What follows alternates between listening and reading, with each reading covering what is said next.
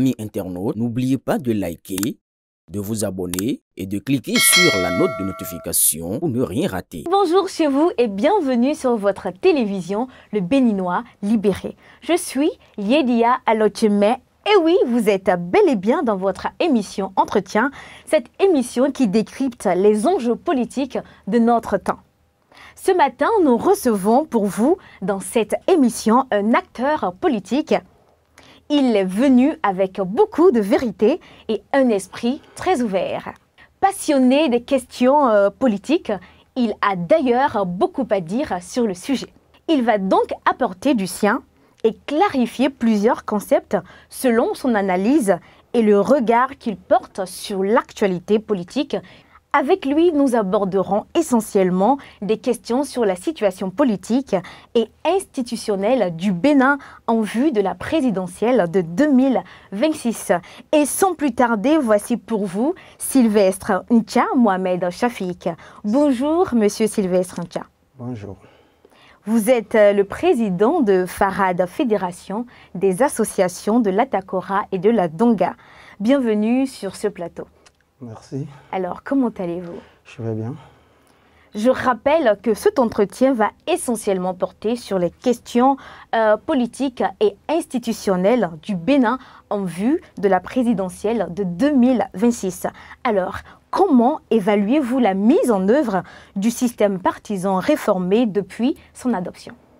Aujourd'hui, la situation politique par rapport à ce que nous appelons aujourd'hui le système partisan a apporté quand même des réformes significatives et positives.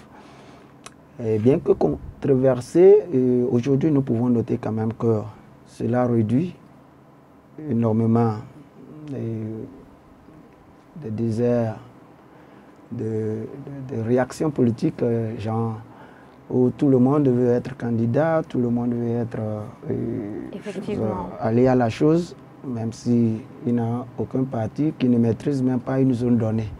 Aujourd'hui, cette réforme nous amène encore mieux à économiser beaucoup parce que je pense que plus c'est réduit, puisque plus ça nous permet d'économiser dans le pays. Voilà. Quelles réformes institutionnelles jugez-vous encore nécessaires pour renforcer la démocratie au Bénin? Eh bien, quand on parle de démocratie aujourd'hui, il faut vraiment être très prudent parce qu'aujourd'hui, en Afrique, nous ne pouvons pas parler de démocratie et imiter d'autres personnes. Vous voyez un peu? La démocratie en Afrique doit se limiter à nos réalités. Ce que nous vivons et ce qui pourra nous avancer, ce qui pourra nous amener à l'Eldorado. Et par rapport à cela, je dirais que nous sommes sur la bonne voie. Et aujourd'hui, je ne peux pas dire que tout est bien, mais disons quand même que nous sommes sur la bonne voie parce que nous avons évolué, nous avons dépassé certaines étapes aujourd'hui qui ne permettent pas quand même de revenir à certaines situations où, entre-temps, on doutait encore plus de certaines choses. Alors, comme quoi chaque pays doit trouver son équilibre en matière de démocratie? D'abord l'Afrique et en plus chaque pays parce que je pense que chacun perçoit la démocratie à sa manière. Et quand nous parlons de Bénin, je pense que nous avons un peu trop exagéré sur l'accélérateur de cette démocratie et parfois nous avons dépassé des limites. Aujourd'hui que nous apprenons à nous recadrer, nous apprenons à savoir qu'il faut limiter certains trucs, l'excès de certaines choses. Cela nous permet de dire aujourd'hui que nous sommes sur la bonne voie et j'aimerais quand même qu'elle soit plus renforcée parce que ça fait mal mais il faut appuyer. Comme je l'ai dit, ça dépendra du dynamisme et la manière dont chacun arrive à aborder les choses. Aujourd'hui, l'opposition, je pense qu'ils ont vraiment la chance de venir s'ils trouvent un bon candidat, s'ils arrivent à assimiler, à accepter certaines choses au lieu de les contredire. Parce qu'au fond, vous n'allez pas seul à ces élections. Vous allez avec quelqu'un. La personne va vivre la même chose que vous. Mais vous pensez que cette personne est plus favorisée parce qu'il est là. Non. Patrice Talon avait bien des difficultés avec le pouvoir passé, de fin et à dire. Mais pourtant, il est arrivé au pouvoir, contre vent et marée. Il dit, acceptez les choses telles que cela se doit. Ne reniez pas les choses, ne pensez pas que ce qu'on vous impose est plus que vous. Si vous avez confiance en vous, je pense que rien ne vous retient. Vous devez avancer. D'autant plus que vous n'allez pas à ces élections seuls. La mouvance y va aussi et c'est selon les mêmes règles. La règle est la même pour tout le monde. Si à un moment donné vous pensez que vous êtes peut-être mis à l'écart, posez le problème. Ils ont été reçus plusieurs fois par le chef de l'État, mais vous aurez compris avec moi qu'il n'y a jamais eu de questions concrètes. Il n'y a jamais eu de préoccupations concrètes. La chose, c'est quoi? C'est que moi, je pense personnellement que l'opposition a peur. Et quand on veut réussir quelque chose, on n'a pas besoin d'avoir peur. On avance et on suit les règles du jeu. Voilà. Alors, selon vous, cette peur-là est due à quoi? L'opposition n'a pas confiance en elle. Et lorsqu'elle sort sur le terrain, vous allez remarquer, au lieu de parler de leurs projets de société, comprendre la situation des populations et marquer positivement leur présence sur le terrain, non, ils se contentent peut-être de critiquer le gouvernement, ils se contentent d'apporter des comparaisons qui n'ont pas lieu d'être. Parce qu'aujourd'hui, il ne faut pas comparer ci et ça. Aujourd'hui, chacun fait ce qu'il doit faire. Effectivement. Quand bien même j'apprécie quelque chose, vous pouvez dire que vous ne l'appréciez pas, n'est-ce pas? Donc, chacun voit de son côté ce qui est bon ou bien ce qui est mal. Mais lorsque je vais aller quelque part ou bien je vais gagner la confiance de certaines personnes, je pense que la meilleure manière serait de convaincre cette personne de ce que je suis. Bien sûr. Mais aujourd'hui, l'opposition ne s'occupe pas de ça. Ils s'occupent de dire que non, ils sont menacés, ils sont ci, ils sont ça. Quand bien même, les mêmes personnes de la mouvance en souffrent. Quand ils vont dans ce contexte-là, vous pouvez être de l'opposition ou de la mouvance, comme je l'ai dit, la loi vous frappe. Mais pourquoi ils pensent que c'est parce qu'ils sont de l'opposition que cela ne devrait pas les arriver? Voilà un peu la question. Et ça les fait peur parce que moi, je comprends qu'ils n'ont pas réellement de projet. Ils n'ont pas quand même de vision face à ce que le chef de l'État apporte aujourd'hui. Parce que quand vous remarquez ces réformes, quand vous remarquez l'évolution, le rythme auquel nous évoluons, même moi-même à des moments donnés, je me dis, ce président, mais quand même, il nous fait courir à 1000 à l'heure. Parce qu'il nous amène dans un monde qu'on n'est pas habitué et à une vitesse très élevée. Et aujourd'hui, l'opposition n'a pas concrètement quelque chose qu'il faut apporter pour contredire cela. Du coup, il faut trouver des petites faiblesses pour embrouiller les populations.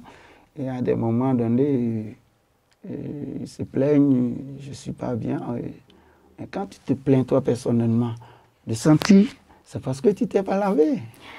Vous comprenez un peu la chose. Effectivement. Donc, mettez-vous dans la peau de la chose et vous vous sentirez à l'aise parce que nous sommes tous béninois, nous sommes tous sur le terrain politique, nous sommes tous dans la chose. Et les lois sont les mêmes de gauche et à droite. Pour tout le monde. Et vous aurez remarqué que, je l'ai dit tout à l'heure, celui qui est venu, qui est là et qui vient de faire 2 mandats, était d'un autre côté. Et plus, je pouvais dire, et sa venue n'a pas été facile. Mais il a cru en ce qu'il faisait. Il s'est battu, il est là. Il travaille dur. Pourquoi l'opposition pense qu'ils sont mis à côté, ils sont ci, ils sont ça, ils se plaignent tout le temps. Quand on passe tout ce temps à se plaindre, on ne fait pas réellement ce qu'on doit faire. Et quand ça arrive comme ça, il faut savoir que ces personnes n'ont pas une vision, n'ont pas un projet, n'ont rien à prouver aux populations parce que ce qui se passe déjà les dépasse. C'est-à-dire, personne ne comprend ce que ce président fait et du coup, ils ne savent pas ce qu'il faut faire. Il faut monter les populations contre ce qui se fait. Il faut d'ici, il faut trouver quand même des choses à reprocher au gouvernement et ce n'est pas ça. Quand on aime un pays, quand on aime les populations, quand on veut que ce pays aille de l'avant, on ne passe pas son temps à monter des populations contre d'autres personnes, mais plutôt à apporter des solutions. Et depuis que l'opposition est il y a, je crois, 28 députés hein, aujourd'hui à l'Assemblée nationale. Et de vous à moi, dites-moi, qu'est-ce qu'ils ont apporté à la population? Rien. Ils sont là, s'y plaindre. On en viendra à cette question. Alors, la question phare que tous les Béninois se posent d'ailleurs, c'est, selon vous, qui pourrait être élu président en 2026? Aujourd'hui, nous ne pouvons pas avec certitude dire que voilà, celui qui viendra pour les élections prochaines. Mais je dirais que ce soit de l'opposition, que ce soit de la mouvance, cette personne, je crois, va suivre les pas du président Patrice Talon parce que quand cette personne viendra à ce niveau-là, il comprendra que vraiment le président a mis le Bénin sur les rails et il faudrait avancer. Nous ne pouvons pas avec certitude dire que c'est ci ou bien c'est ça. L'important, nous prierons que celui qui viendra soit le meilleur pour nous tous. Alors, quel bilan faites-vous des députés de la 8e circonscription à l'Assemblée nationale? Vous en parliez tout à l'heure. Par rapport à ça, je vous dirais ceci. L'opposition, comme je l'ai dit, avait promis l'Eldorado. Quand nous serons là, nous allons changer ci, nous ferons ça. Et quand ils sont rentrés dedans, ils ont vu, ah mais c'était une réalité qui est là. Ils sont tombés sur le fait accompli et ils sont obligés de marcher selon les pas de la mouvance. À un moment donné, bien, dernièrement, quand il y a eu un vote à l'Assemblée nationale, vous aurez compris que c'est à l'unanimité que tout le monde a voté ce projet. Pourquoi? C'est la question qu'il faut se poser. C'est parce que, comme je vous l'ai dit, nous sommes dans un ère où nous n'avons imaginé. Nous sommes en train d'évoluer à une vitesse où cette personne nous fait accélérer plus que notre rythme. Okay. Et ça fait mal à tous les niveaux, que ce soit l'opposition, que ce soit la mouvance. Ça fait très mal. Mais quand vous regardez au fond, vous voyez que nous sommes en train d'aller loin. Aujourd'hui, ces députés, que ce soit de la mouvance ou bien de l'opposition, pendant que l'opposition cherche à comprendre qu'est-ce qui se passe réellement dans ce pays et ne se retrouve pas, eh bien, dans la 8e, nos députés, au lieu de parler aussi des populations, passent le temps à se contredire. Et cela ne nous apporte à rien. Quand nous sommes dans une société et que nous pensons que le bien-être de nos personnes est important, je pense que les querelles personnelles restent ailleurs. On ne les met pas sur les scènes politiques, on ne les brave pas à tout bout de champ. On essaie d'apporter le meilleur. Et aujourd'hui, c'est déplorable. Franchement, dans la 8e, moi, je n'apprécie aucun de ces députés. Que ce soit de la mouvance, que ce soit de l'opposition. Sinon, que leur reprochez-vous principalement? Je reproche à l'opposition de ne pas pouvoir dire à la population que ce qui se passe est bien. Ce que nous imaginons entre-temps au dehors, lorsque nous sommes rentrés dans la salle, nous avons compris que c'est bien. Et ça pourra nous apporter. Et à la mouvance, d'être restreint, de se taire, de ne pas sortir pour apporter quelque chose à nos populations qui souffrent, de ne pas sortir pour apporter des réponses aux questions où nos populations se posent, et également de passer leur temps à se contredire entre eux, au lieu bien de penser à ce pourquoi ils ont été élus. Un peu, c'est ma manière de voir les choses. Nous tendons vers la fin de notre émission. Parmi les acteurs politiques de la 8e circonscription, qui, selon vous, œuvre le plus pour le bien-être des populations? Et nous revenons dans le contexte où nous venons de sortir. Je pense que, je l'ai déjà dit, moi je pense qu'ils n'ont pas essayé de prouver ce que le peuple les a confié.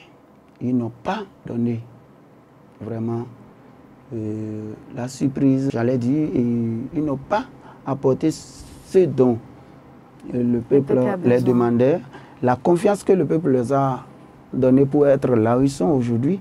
Ils n'ont pas apporté cette réponse aux préoccupations des populations.